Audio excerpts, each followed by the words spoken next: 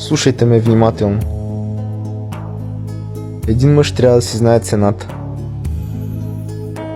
Да е израснал духовно, за да разбере, че една жена е достатъчна в живота му. Пичове, с много жени ще живеете едно и единствено нещо. А с една жена ще живеете хиляди неща. Дори живота няма да ви стигне. Когато намерите тази жена, която ви кара се чувствате различен, слаб, когато усетите нотката на любов, не я изпускайте. Защото няма по-красиво чувство от това да си влюбен и да обичаш.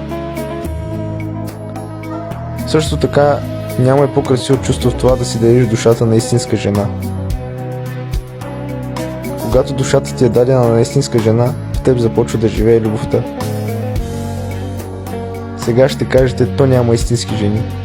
Напротив, има истински жени. Има едни такива жени, те не искат много. Не се вълнуват от това каква кола караш, не се вълнуват от това дали си богат, защото те държат на малките неща. Например като внимание, уважение, обич, теха. Просто да се чувстват жени в ръцете ви. Трудно е да намериш такава жена в днешни времена.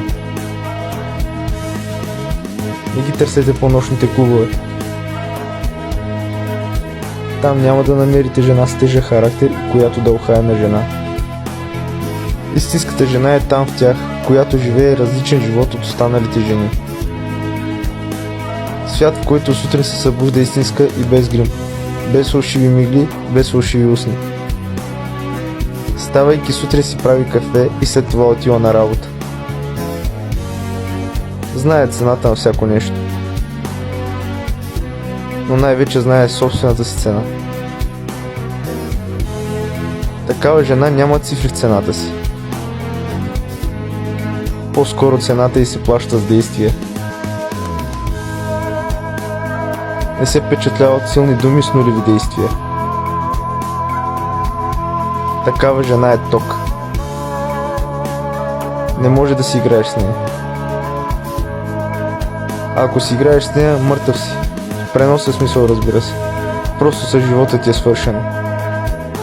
Няма да я забравиш, защото ти е докоснала душата. А повярвайте ми, че докосната душа трудно трие спомен.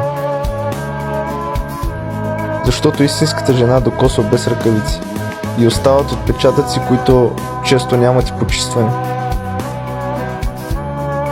Когато истински мъж и истинска жена се срещнат, химията е огромна.